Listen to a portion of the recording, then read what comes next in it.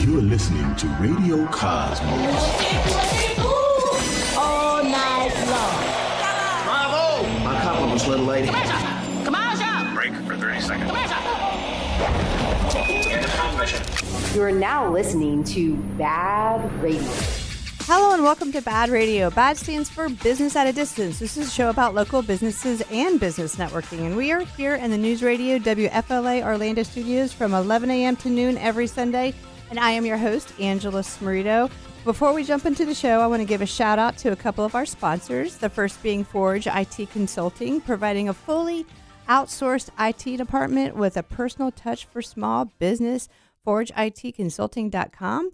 And Osteopathic Healthcare of Orlando. They offer integrative medicine and regenerative medicine and so much more. Visit osteopathic.healthcare.com. Well, actually, no, it's not a .com. It's osteopathic.healthcare. So they've been doing this thing where you don't have to do a .com on things anymore. It's thrown me off a little bit. But I'd like everybody to meet Hans Kennon with Kennon Law Group. Yay. It's nice when you bring the crowd with you. Always. It's nice. Yes, I know. We have a nice audience here on BaaD Radio, but I appreciate you being here. So a little background. Hans and I have known each other for, I don't even know. I can't even remember, but it's been years. It has. And we just recently have actually started talking a little bit more. So but I have the pleasure of filming a show that he's already on, and so I get to listen to the insights of what he's doing. And he is, I'm going to say for the most part, a claims attorney. But go ahead and tell the audience a little bit about your law firm and everything you offer. Sure. My name's Hans Kennon. I've been a lawyer for about 30 years now. I guess I'm going to be a lawyer for a career at this point. You've chosen your path. Apparently so. I guess that they say you like to choose the law, but the law chooses you. I was in the rock and roll business. I was in the entertainment business, in the casino business. Oh, yeah. My first job, I was 16. I was a roadie for BaaD Midler. No kidding. I did the tour that supported the Rose. She had a 17th birthday party for me at the Greek Theater in Los Angeles. Those were back in the days of limo races with Robin Williams to go see the Neville Brothers at the Roxy on Sunset. All that when I was 17.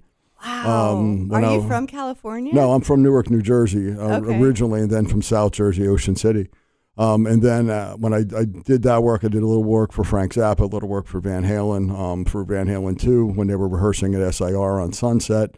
And this is nominal stuff. This is, I'm the lowest of the low. Right, the lowest. The guy who carries the other roadie stuff. I mean, at that level. Well, with JRR, the rock station here, I was one who drove the golf cart on the concert days, so I understand. So I did that, and then I became a house sound engineer for Caesars in Atlantic City. Okay. So I was one of the audio guys, the pro sound guys for that.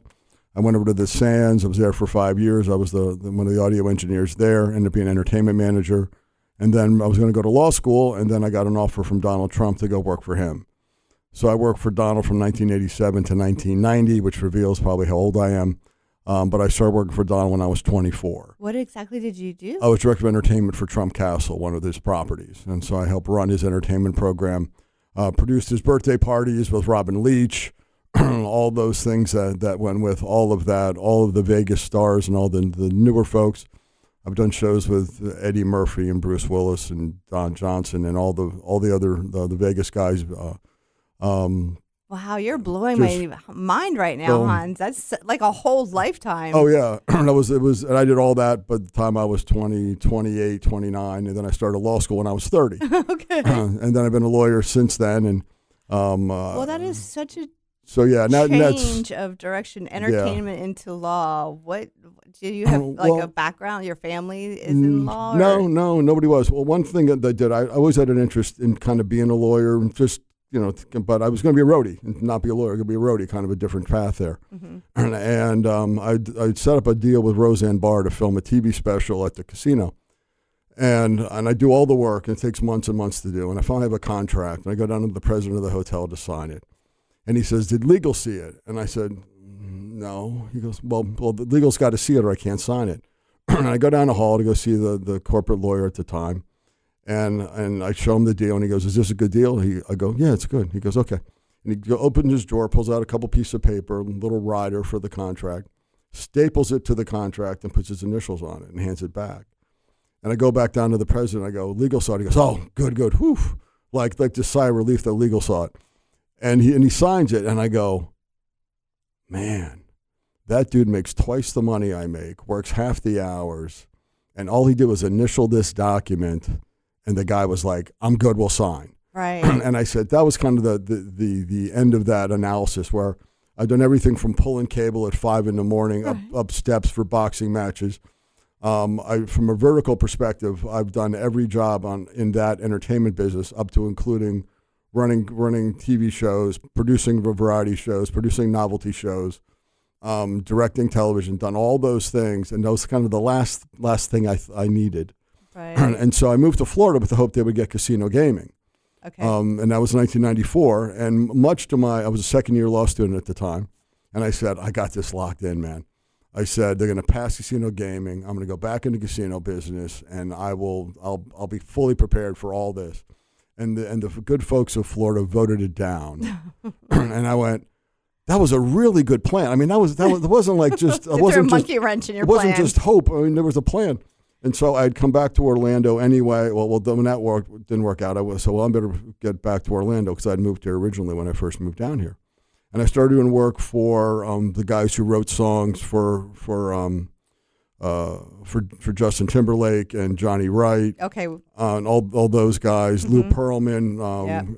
Familiar. Not International Records. Forget the name of his company.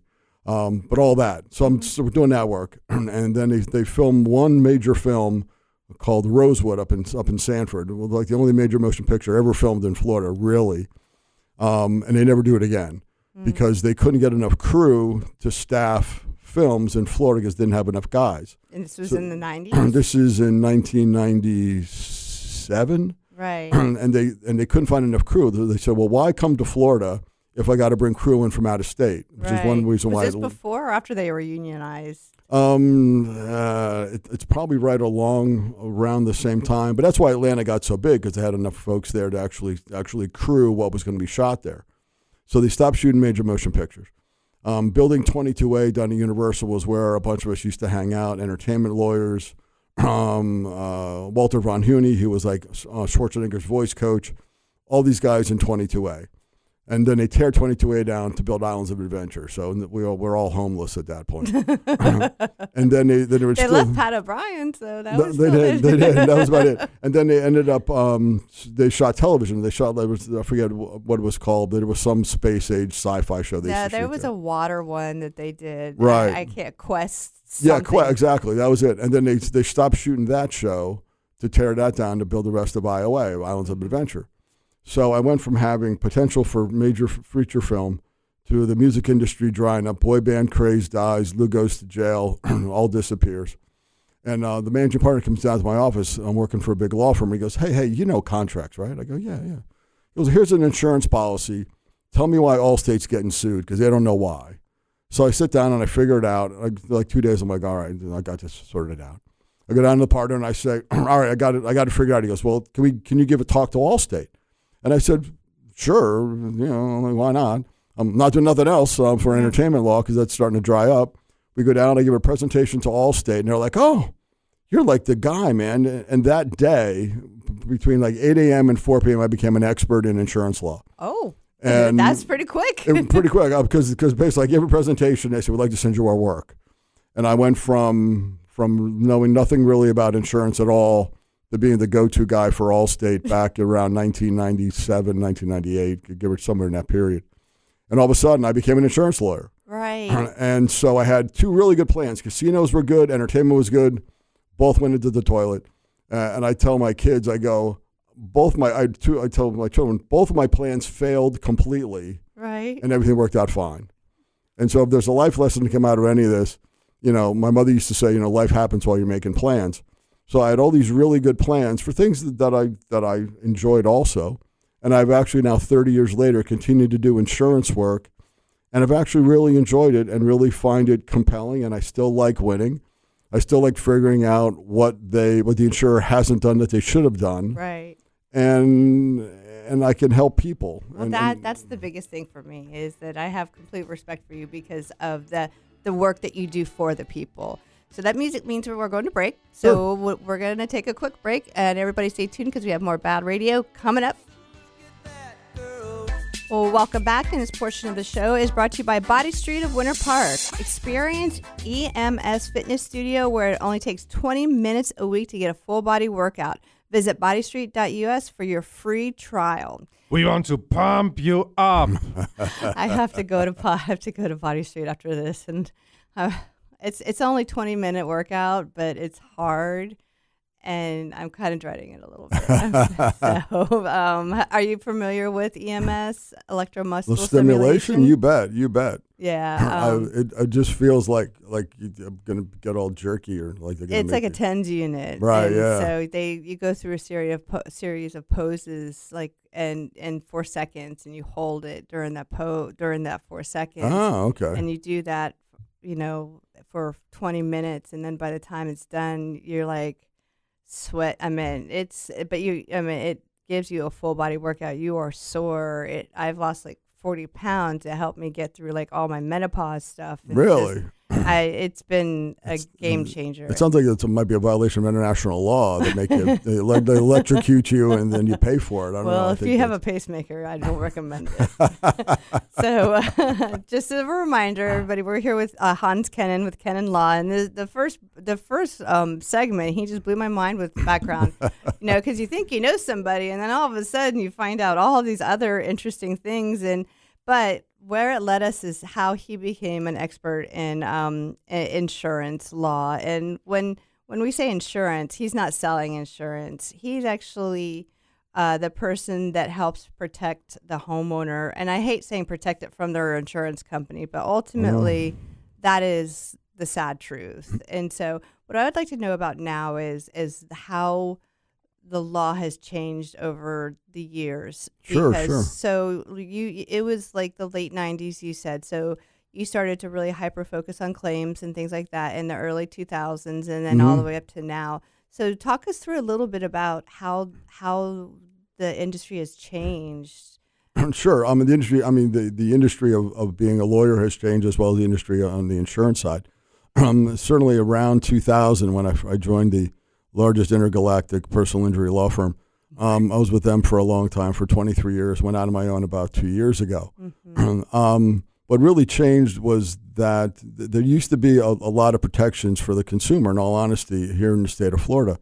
Until 2022, which is, very, very recently, many things were different. The first primary thing was that if I had to file a lawsuit on behalf of an insured, the insurer had to pay my attorney's fees and my costs above and beyond the money that they owe the client.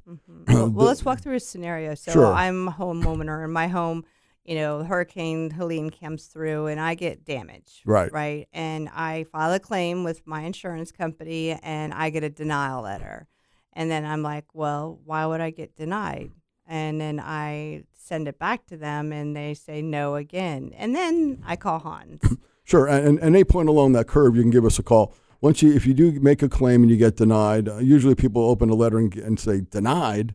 Why would they deny me? Now, what they've done over time is they often now will say, we're going to open coverage for you, but it's just under your deductible. Oh, we really, really tried to pay you money, but it was just under. And they used to have much more of a denial culture. And then they started going to this because people psychologically would go, well, they tried, right? Because you want to fundamentally believe in your insurer to some extent. I mean, you pay them a lot of money.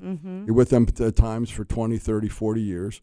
And when a loss occurs, you want to think they have your back, right? The whole good neighbor, piece of the rock, all those things that go with the slogans.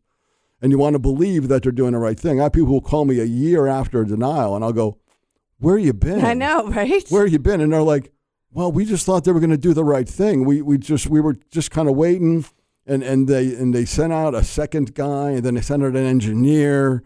An engineer said we didn't have any damage, and we didn't know what to do. And the other thing too is the insurers now use engineers almost all the time, because also psychologically we want to believe an engineer. I want to believe an engineer. So do you, because they're the guys who sign off on the drawings that build bridges, that make cars, that the building we're sitting in was signed off by a myriad of engineers who said it's the right amount of concrete, right amount of glass, right amount of this, right amount of that.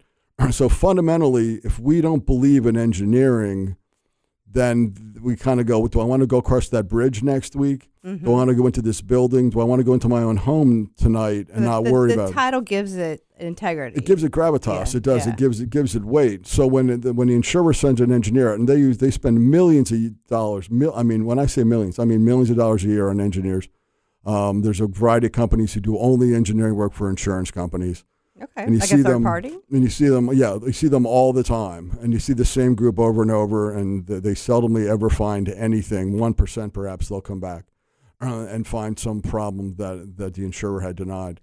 But then they send that report to the insured, and they go, look, we even paid money for an engineer, and they said there's no problem. And again, as you go down to this attrition, and one thing, insurers know how much money they spend, right? Yeah. They know how much money they take in. They're very, very good at that.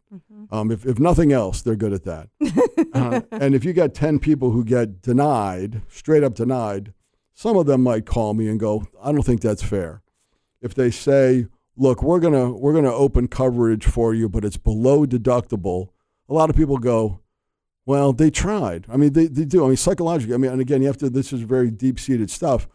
You know, we all want to believe in institutions to which we pay money to or have faith in, whatever it may be. Right. And so the group of people will go, well, they tried, and they'll just give up. So they said there's 10 of them, and theoretically, will the insurance company send them all denial letters first and foremost, and then a percentage of them will come back, and they're like, so some of people won't even try. They'll be Correct. Okay. I got denied. I gave it a End of try. story. Yeah. I'll take the money out of my kid's college fund, and we'll pay to fix the house. Right. And then some of them, they'll say, again, well, we're below deductible, and people go, well, they tried. And then if those people complain, they'll send an engineer out. They'll send a report. So the engineer says there's no problem. So generally speaking, we find 2 out of 10. Well, the other 8 just simply either give up, believe, pay for it themselves, or several years ago were very scared to use their insurance because of fear of being non-renewed. Right. That's a big fear too. Well, the problem was the fear was unfounded in actuality, as we've seen through many reports through the legislature, that back in 2022, that most insurers were actually paying third-party companies that they owned exorbitant sums of money to drain their own bank account, to then go back to the Office of Insurance Regulation and say, look, we're out of money. We spent, look how high our expenses are. We're going to go bankrupt. You have to give us a rate increase. Right. And OIR back in those days was just rubber stamping up to 15% without even asking for a hearing. And so what happened was all of a sudden these premiums began to accelerate, and the insurers kept sending money basically out of their own bank account, because by statute, an insurer can only earn about 5% profit. They put a cap on it. By statute. And that's been around for years. So how do you get around that?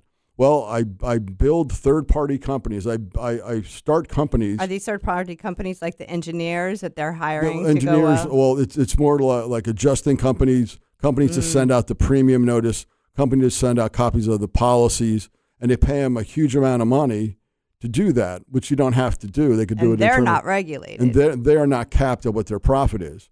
So if I'm capped, what's the best thing for me to do? Let me send my money out to companies that I own, pay them to perform these ministerial functions, then say, poor mouth, we've spent all our money, we need more. That's some shady, know what. And that's not me talking. That's a report that the Office of Insurance Regulation actually got in, put in a drawer for 2 years until after all these changes occurred, because they don't want anyone to know. And again, this is not me. I can get you the report.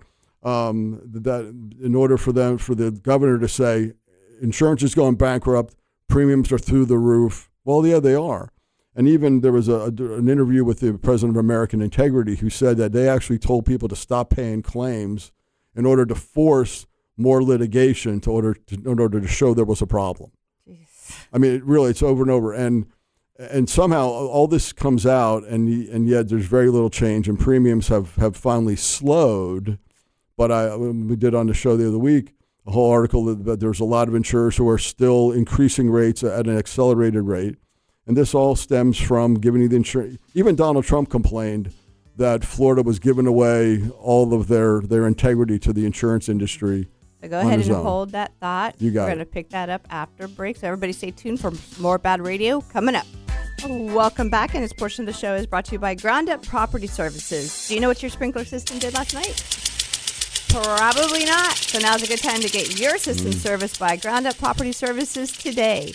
And be sure to ask Rick Hall with Ground Up about a water sensor too, so your lawn doesn't get too much water. 407-468-4295 or visit groundupinc.net. So we're here with attorney Hans Kennon with Kennon Law Group, and we were having a really interesting conversation. And there's so much to be said that, an hour show is, you can't even get to the tip of the iceberg with everything that's been going on. But like you said, I've been able to learn a lot more about it. And what Hans was talking about is something that every homeowner should be aware of, and we're simply not. And I think that that's what happens is a lot of us are sitting in this dark room and we don't realize that we're paying our premiums, and the likelihood that our insurance company is going to take care of us when we need them is not very high. It's shockingly low. Well, what I tell everyone is no matter what, you can't get in trouble by calling me. If you've made a claim, you've made a claim. And at that point, if you get denied or underpaid, or they say we're trying to pay you, we love to pay you, we look for coverage, it's our solemn obligation to try to find a way to pay you, whatever they may say, just send me the letter. Whatever you get, send me the letter. And sometimes, sometimes they're right. I've told clients before, look, this happened or that happened, or something went on for a long time, and maybe that's excluded or limited. Right. But don't lose the benefit of recovery by not knowing or being scared of what you might be told. Again, once you've made the claim, you're kind of in the system at that point. Mm-hmm. So whatever happens to it, even if they pay you, call me, because a lot of times they don't pay you enough. So since there's no obligation, and we work on a contingency, so I don't charge you by the hour. Okay, so that's all. Important. That's all. Yeah, so that's all free. You can call me. My cell phone's 407-782-0258. I'll say it again, 407-782-0258. I tell people, open up your cell phone, put the name Hans Kennon, H-A-N-S, Kennon, K-E-N-N-O-N, put the word lawyer, put my cell phone number, and you have a question that involves something about the law, then just call me. And I know a lot of stuff after all this time. Mm-hmm. And if I don't know, I know the guys who do. Right. And it never hurts to call, and my wife is certainly used to my phone ringing at untold hours and text at all different times. So we're all used to that. God bless her. Thank you, Teresa, for accepting all those things that come with me. But if you get a letter like that, just let me know. Again, for you to send me the letter that they send you, the coverage determination letter saying, yes, we're going to pay you, no, we're not going to pay you, costs you nothing. We'll look at it. And again, since the claim's been made, let us help you get through the process. Teresa got me a little box one time, and on the top it says, cast your burdens unto me. Oh. And that's what I tell people all the time. I said, really no average consumer, of which all of us are average when it comes to insurance, understands what the policy does and doesn't do. No, a policy to me is, I don't see it. I get sent Sure, to me, sure. but I could read it. I'm not going to understand it. I rely on the expertise of my broker, and I've had some bad brokers in my day, so I have been burned. But I rely on their expertise to be able to put me in a program that's the right one for me. The biggest problem with the agents and brokers is that they want to try to save the insured money, and we all want to save money. Mm-hmm. And I think they tend to focus on that element, perhaps to the detriment of the consumer, and not because they're being ill-willed or anything. Right. But if someone says, I can get you a policy for $2,000, and someone says $2,200, another guy says $2,200, well, the guy doesn't want to lose the sale. And again, so they're still in the sales business. So I think what you need to do is, when you get a policy, you're looking for a policy, again, you can call me and say, what do I need or what do I not need? If you talk to an agent, they can give you an idea of what the coverages are going to be, mm-hmm. and what the limitations and the endorsements say. And we're happy to help you with that also. I have people who call me and say, can I pay you to look at my policy? I said, well, just send it to me. I'll look at it. Right. Can you ask them just to bullet all of the important stuff and leave all the fluff out? Well, it depends what you get. It depends what we get. The declaration sheet, which is the basic, the first cover pages that kind of tell you what you have, tell a lot of the story. You still need to see the whole thing. There's a reason why they're 50, 60, 70, 80, 100 pages long, because for what they giveth, they taketh away. Right. So the deck sheet is the first date. You know what I mean? Everything looks good. Everything's fresh. Everything's brand new. You're like, oh, look at this. But by the time you get to the end of the page, you're like, this is a bad marriage. Right. So because you don't know what it's going to say, there's a lot of limitations. One story I always tell, you look at coverage A on your declaration sheet, and it says $500,000. Like, I got $500,000 worth of coverage, man. I got tons of coverage. I'm adulting here. I'm doing the right thing. Exactly. I'm insured right, and then we always say, but you'll never get to that number unless your house burns to the ground. And I mean, like, nothing left, gone. There's a law that says they got to pay you that amount of money. Other than that, you're never going to see that kind of money. So when you have a roof claim, an interior claim, and there's probably a law, a water damage exclusion or limitation to $10,000. Well, I have $500,000 in coverage. No, you don't. You got $10,000 in coverage. Hey, I have a roof claim. Well, you have a roof schedule that brings that number down. So when you look at that first page, you feel like an adult. Like you said, you're like, I'm doing the right thing. I got good coverage. But what happens is, what happens after page 1? And that's what we can help you with and help you understand, because after page 1, it's a different story. The book reads differently. What do? They take that $500,000 and then they break it down, and then they put limitations on the roof, limitations on your pool deck, limitations pool enclosure, on your bathrooms. Or is that what they do? Is it they just say, this one's only up to this, this one only up to this? Oh, It literally is that simple, but it's buried in terminology that you can't figure out on your own. It's a bunch of mumbo jumbo to me. Yeah, so it's basically coverage A, just so everyone knows, is the basic value to rebuild your home if it burned to the ground. And anything after that is some limitation or some qualification or something that's going to limit your ability to recover. A good example again is the roof. Many policies have a roof schedule. Every year your roof is on your home. It goes down a certain percentage. So you can have a complete law, like your roof is gone, but it was 10 years old. They'll say, well, we're not going to buy you. We're not going to buy you a whole new roof. We're going to buy you half a roof. But you lost your whole roof in storm. Right, but you have a roof schedule that brings down every year for 10 years. It brings it down like 2.5%, and all of a sudden you have a total loss. And they go, congratulations, we're going to cover your whole roof. You're like, yay. They go, yeah, but we're only going to give you half the money. But the letter literally says, like, congratulations, like they're giving you a prize. And then you find out that it's the bad prize. They show up with a big check at your front door. Right, yeah. Ed McMahon does not come to your home with a big check and Publishers Clearinghouse, which also shows my age. But you want to know a funny thing is that he never worked for Publishers Clearinghouse.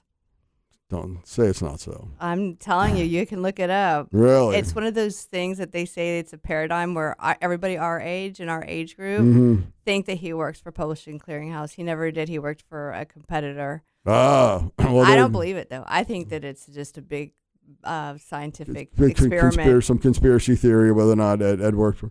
But either way. Sorry, go ahead. Whether Ed works for them or not, Ed's not coming to your house with a big check. No. You may come to my house with half a check, but not a whole check. So again, when you get the letter in, again, people tend to be accepting of things that are in writing, right? You get the letter and you go, well, I guess they're right. And again, several years ago, people were scared to use their insurance because of the amount of non-renewals going on in the market, which again was all fabricated by the insurance industry. And again, the Office of Insurance Regulation has a report that literally says that. I used to be scared to use my insurance because I didn't want my premiums to go up. Right. And that was for auto, that was for home, that was for anything. So I had it, but I was scared to use it. And I don't know where that fear came from, but it was like embedded in everybody's brain. Well, I mean, if you file a claim, then you're going to double your cost.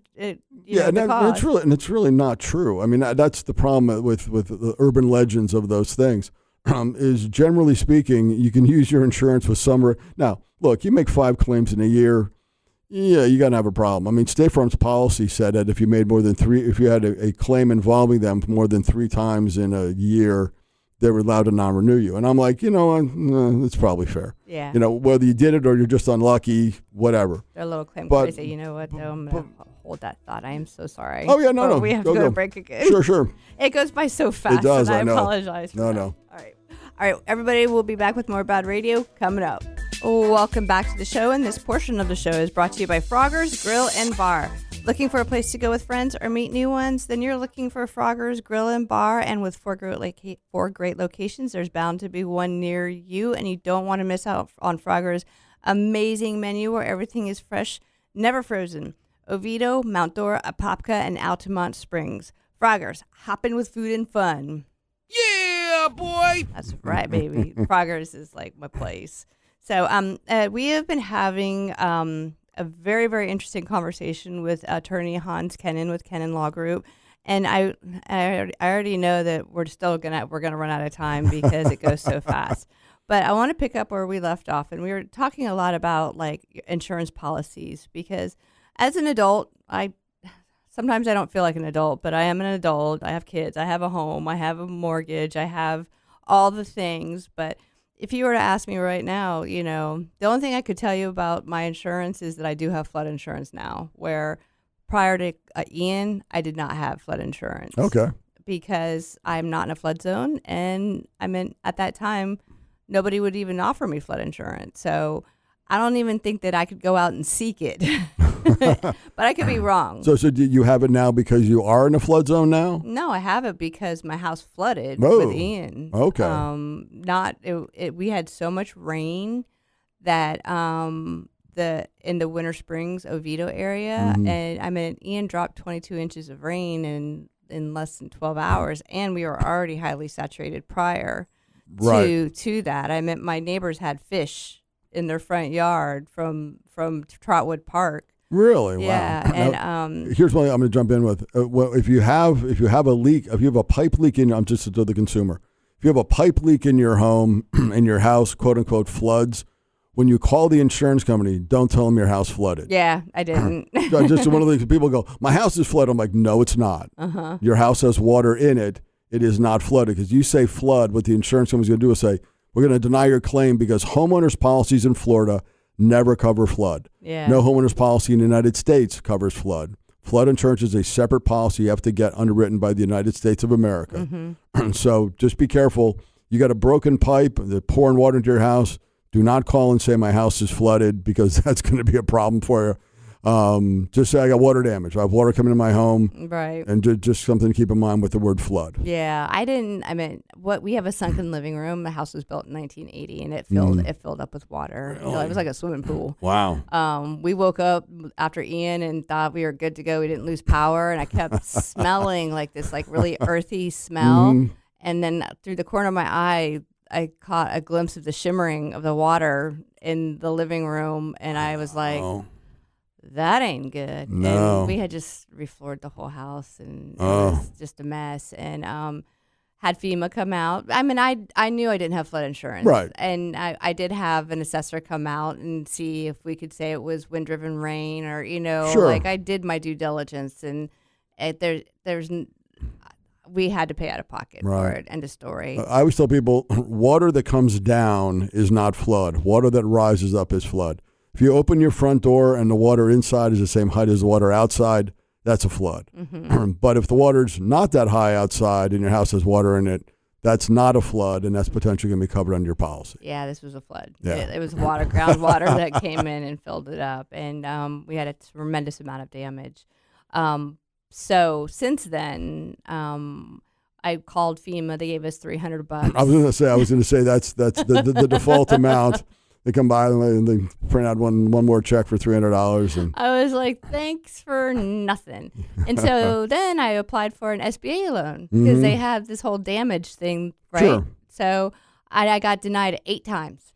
8 Really? times. And then my final denial, they said that I didn't apply a time. But I printed every single application and every single response from it, printed it all out.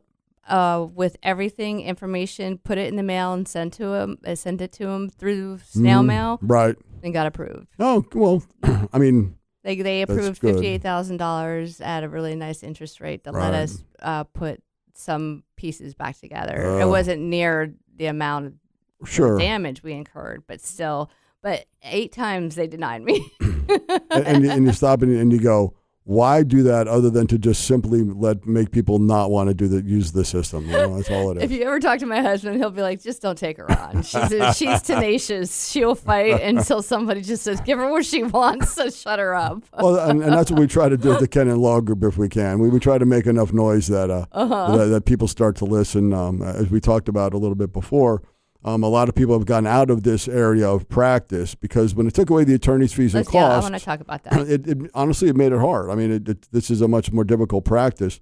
And where I was with the firm I was with before, decided they didn't want to do this work anymore, and literally stopped taking in those files. So they don't do it at all. At all. They literally don't even take the calls. I mean, they don't, not at all. Okay. And I understand that they're focusing more on the personal injury model and all those things, and that's fine. I understand that. I've been doing this a long time. I've helped a lot of people. So I looked at it as I can still help people. Is it more difficult than it used to be? It certainly is. Is it as profitable as it used to be? Honestly, no. But I can still help people get money that they otherwise owed. And I can do it usually at a rate that allows them to return their home to their pre-loss condition. We can factor usually all those things into one benefit payment. And again, otherwise, people have nowhere to turn. Mm-hmm. And I still view, and it may be a little trite to say sometimes about lawyers, I still view this as a noble profession. Absolutely, I agree. And a lot of people don't anymore, and I think that's unfortunate. But if I can have someone come to me and I can help them either get a full recovery, get half a recovery, or get a good down payment to what they need to do, it's better than nothing. Well, it is better than, and there's still value, and you can still put people from where they were to at least somewhat better, mostly better, or all better. Mm-hmm. And I think there's value in that. And, there is value, and you're also holding those insurance companies accountable for the money they owe. Yeah, I mean, I would say if not me, who, and if not now, when. And there aren't a lot of guys who do this work anymore. But I've done it a long time, and again, I've been able to help people, and if I can continue to do that for the rest of whatever years I continue to do this, I figure as long as I still like winning, I might as well keep going to work. So you're a trial attorney. So right? I am. My last case was in July against Universal Insurance, 5 days in Seminole County, grinding it out, and we prevailed in that case. Congratulations. Thank you. And I'm board certified by the Florida Bar in civil trial, which means I've tried enough of these cases and took a test, and someone other than me thinks I'm pretty good at this. Yeah. Well, how often does it go to trial? In all fairness, they don't go to trial a lot. Typically, the insurers do resolve these things, whether courthouse steps or not. And again, before 2022, there was a lot more litigation activity simply because the insurers well, really, like you said, it used to be more because if you won, the insurance company paid them their full amount, correct, the homeowner, and then they paid your fees. In addition, and the leverage of that made sense, which is otherwise there's no pain to the insurance company. If the insurer writes a check today or 2 years from now, all they're going to pay is what they owe. So why not hold on to their money if they can? Or now they make more offers that aren't as good because they don't have to make offers that are as good.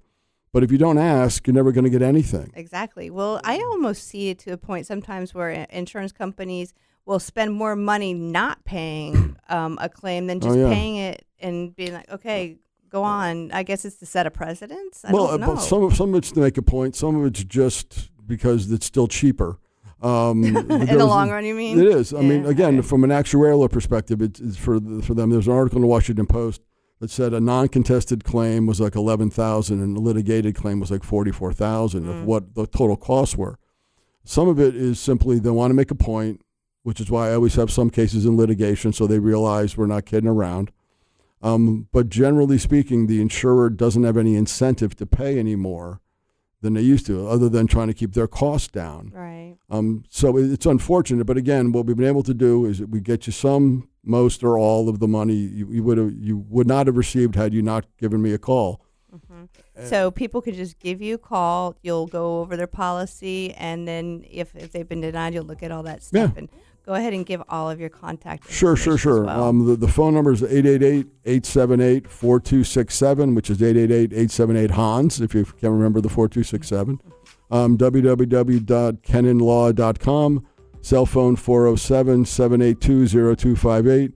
feel free to call or text. Text is probably easier. Look forward to talking to everybody soon. Thanks for being on the show today. And My everybody pleasure. have a great week. And remember to support local.